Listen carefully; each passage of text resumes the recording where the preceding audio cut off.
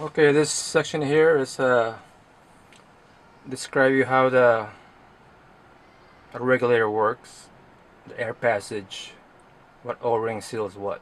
Alright. This this comes off in 3 pieces. Alright. This is your lock nut.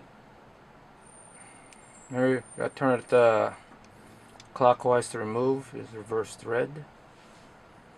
Put that to the side. Alright. You're going to take out the regulator side. Alright.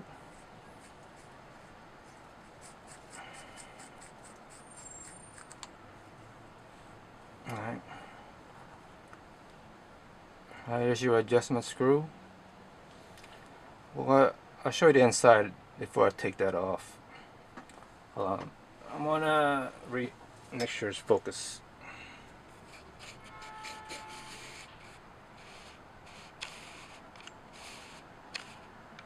Alright. You know, when I take the adjustment on mine, I don't mark it. I use a mic.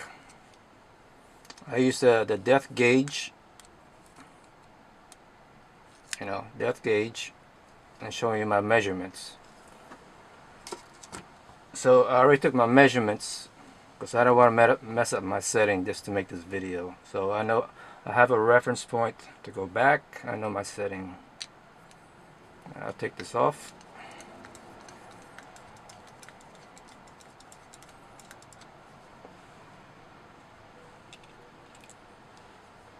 Alright, that's your adjustment screw. And there's an O-ring here. Alright. And this is actually the seat. This little guy here.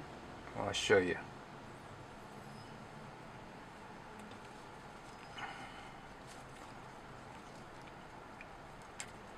Alright. Here's your disassembly. Here's your rotor. Your disalignment. Alright.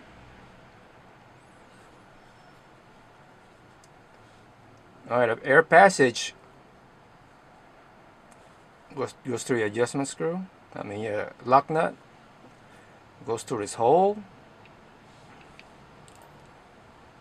Alright. And the pressure pushes the whole assembly, the spring assembly, open. Alright. And it lets all the pressure in. When it builds pressure to 130 bar, the spring tension, right, will shut it.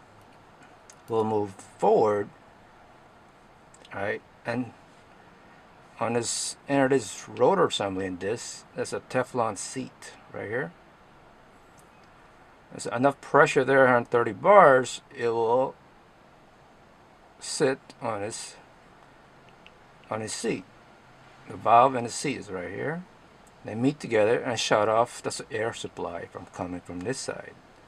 That's a system pressure or two pressure. Enough pressure there, it will sit and minimize any more air from coming in because you already got 130 bars in there. Alright. Like I explained before in a cricket video, it's the same function, same design almost, with different measurements. But anyway, different style, but basically it works the same. Take your shot, builds back pressure and shut off the air. That's how it maintains it. In and out, in and out. Sits on this little teeny hole. And when you have this open, it's nice to replace this piece, this O-ring here on your adjustment screw. Because if this leaks by, regulator is not going to work. Alright? Because it's going to bypass the valve here and pushes the valve open, system pressure. And it won't allow it to close the valve back in because it's bypassing the pressure. Alright? And this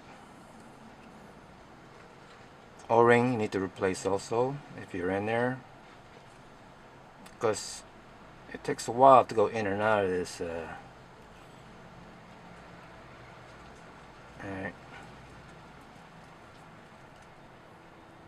And this O-ring we replace. Alright, this seals this section here. Alright.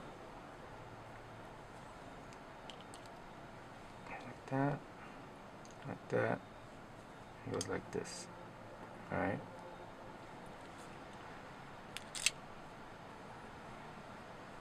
Alright, the regulated side, when on this side, the regulated air will come out of it and build, and this is the reservoir for the regulated air. It's in this section here.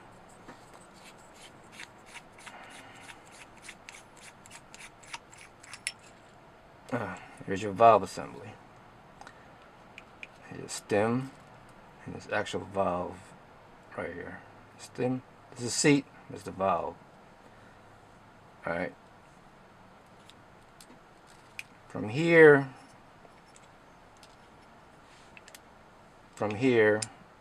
that's where your regulated air reservoir is. Alright. It's almost the same size as a cricket. Alright. And here's your valve. Valve stem. It's nothing really to check here. Just make sure the valve seat is right here. Alright. Valve stem seat. There's a valve body seat right here. Make sure it's not corroded, no debris on there. Be careful not to bang that or this. Make sure the shaft is straight.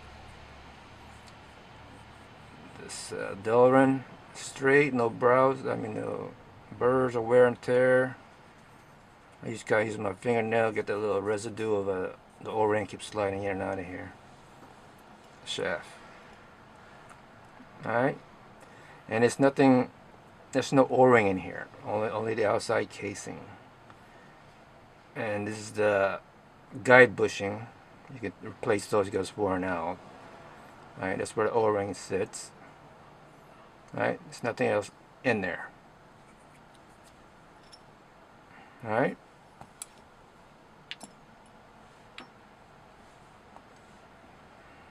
That's how all disassembled. Now we're gonna reassemble it. Alright. After a pause here, and we'll continue on.